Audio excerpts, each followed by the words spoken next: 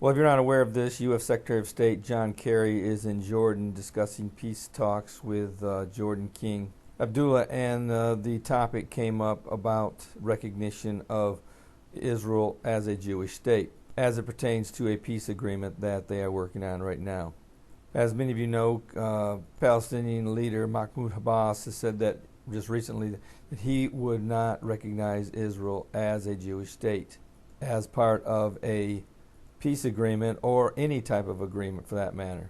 Now, Mr. Kerry said even though that the U.S. recognizes Israel as a Jewish state, that is not a part of any precondition for peace talks between Israel and the Palestinians. And although Israeli Prime Minister Benjamin Netanyahu has made it somewhat of a precondition in his speeches and some of the statements that he's made, I simply don't foresee that being something that will become a part of this agreement under any circumstance. Let's face it, as I've said before, both Egypt and Jordan have a peace agreement with Israel, and neither has recognized Israel as a Jewish state. I don't look for that to be the case with the Palestinians. But there are bigger problems than that to take care of, even beyond acceptance of Israel as a Jewish state. The right of return is going to be a monster issue. Jerusalem is becoming a big issue. In fact, that's something I think is going to be really big in the coming months. Frankly, I do not believe that this peace agreement is going to go further than April, at least not in U.S. hands anyway. Now, of course, that's speculation on my part. I don't know the future any more than you do. But what I think we're going to see is that this peace accord falling apart and the Palestinians taking their case to the UN. Now, right now, one of the big main sticking points in the peace agreement is that the Palestinians would only receive a portion of East Jerusalem as part of their capital. They want all of East Jerusalem and not an inch less. And what I think you're going to see is, I think when you see them take their battle to the United Nations, I believe this is where Zechariah 12:3 is going to come into play in a big, big way. And let's turn to Zechariah 12:3. It says, "And in that day I will make Jerusalem a burdensome stone for all people. All that burden themselves with it shall be cut in pieces, though all the people of the earth be gathered together against it." And I think this is going to start in the United Nations, and I think that's what's going to be one of the big problems once the Palestinians take it to the UN, that the UN is going to insist that Israel give up more of East Jerusalem than they're willing to do so. And this is going to become a big burdensome stone, and just as the Bible has said, all that burden themselves with it shall be cut in pieces eventually, though all people of the earth be gathered together against it. And I think you're going to see a big movement, and I think the United States is going to let it happen. As I reported earlier, that when Mr. Netanyahu was at the White House last week, he indicated that if Israel does not come to a peace agreement under them, that he will no longer be able to protect them. And I have a feeling that this is where it's headed, to where the whole world is going to come up against Israel regarding this peace accord, and Jerusalem will be at the cornerstone of it.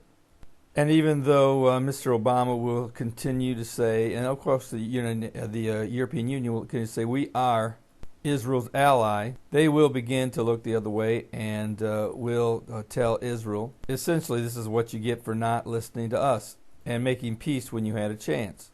Now, I've been looking at some of the comments that are on my website, and also some questions have come up that indicating, well, what's going to take place after, in fact, this does not go beyond April. Some believe, and for some reason, that there's going to be a war that's going to take place. Well, unfortunately, war is a whole lot more complicated than just saying, hey, there's going to be a war. The intelligence has to bear it out, and right now, the intelligence does not bear it out at all. You know, I've heard some people say, well, that Syria, Egypt, and a few others are going to finally get tired of this, and they're going to come down upon Israel, and including Iran.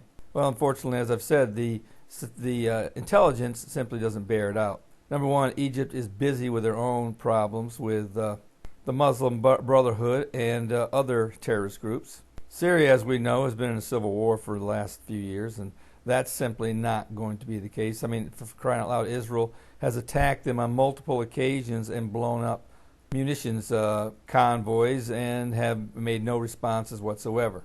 Jordan has absolutely no desire to get into a war with Israel, and in fact is sharing intelligence secretly along with Saudi Arabia on how to counter a nuclear Iran that could very well be locked up in a peace accord with the West in the very near future. That is simply not good for anybody in the Middle East. Now, of course, there are those who I've seen on my website and again on my YouTube channel who are commenting that regarding the blood moon that is coming up in April. And I've been asked, of course, what I think about these types of things. Well, of course, I don't put a lot of stock in them because I believe it's an extra biblical event. But over the years, I've taken more of a mellow stance on things of this nature because I realize that time will tell if this is something that is valid or invalid. And frankly, I hope it is valid because, you know what? I'm looking for the Lord to come. I want to see the rapture of the church come within the next year and a half. But intelligence-wise, there's going to be no Middle East war between Israel and their neighbors, not in the immediate future anyway. Yes, there could very well be a skirmish with Hamas or Hezbollah, but that's you can almost set your clock by that. Pretty much every 4 or 5 years, that's going to take place. But I'm talking about a real nation-state war between Israel and a country. That won't be taking place anytime soon. Now let's talk a little bit about what's going on over in Russia and in Ukraine. And I want you to keep in mind that Russia's government budget is about 50 to 80% natural gas and oil related. And I also want you to realize that since this skirmish has taken place, gas prices have exploded. You might want to ask yourself, is this minor excursion, right now it's minor, that has caused gas prices to explode, could Mr. Putin be profiting or taking advantage of a situation that can very well line his pockets? Well, I'm not saying that's the main goal of why he is in Crimea or in the Ukraine, but I can tell you right now it simply doesn't hurt. Now, certainly Mr. Putin has interest in the Ukraine that he must protect, and this is limited play on Ukraine at this point in time, and right now it is limited.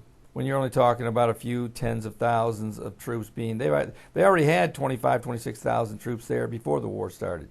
If you remember, they had bases, several bases throughout Crimea, and they probably added a couple tens of thousands to that. So it's still a limited operation. But one thing's for certain, it's not going to blow up into a full-blown war.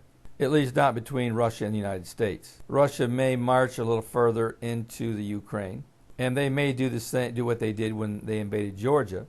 But don't look for the U.S. or anyone in the West to intervene. And look for gas prices to remain high as long as this situation is volatile, whether real or fabricated. But I believe this will be resolved before the end of 2014. But expect gas prices to remain high until that time comes. Now getting back to the Israeli-Palestinian peace accord. As I've said, I really expect this to go to the UN, but I ultimately believe the P5+1 will probably continue to get involved in this situation, and that a new leadership will evolve. And I think that leadership will be led by one of the P5 nations, which I believe will be a European Union nation. Now, somebody asked me the other day, what's the latest on Mr. Renzi out of Italy? Well, Matteo Renzi is still in office. I haven't done a lot of research lately since then, but he got brought in. If you don't know this, he got brought in on a wave of optimism and youth, meaning he's an unproven leader of that stature. And you should realize he was not voted in. He was brought in because the two previous leaders, who also were not voted in, couldn't get the job done. And you know what? He'll come in and leave on the same way they did if he doesn't produce results. So I, like you, I'm still waiting to see what kind of results he brings to the table in the coming months and possibly before the end of the year. So the question is, could such a young and new up-and-comer rise to the top and actually bring peace to the Middle East? Well, of course he could if the Lord wills it, but simply we will not know that until after the rapture of the church. Once the Christians are raptured, then the man of sin will be revealed. So for us to pronounce him or anyone as the possible man of sin is completely unbiblical and at best a guess. But it is interesting that during this last day's hour, that a young Italian political leader could come in and rise as he has in the Italian government. So we'll have to wait and see how this plays out like everyone else. And if you don't know the Lord, today is the day of salvation. Don't put it off. We simply don't know when our last day on earth is. Well, this is Terry Malone with the Calvary Prophecy Report.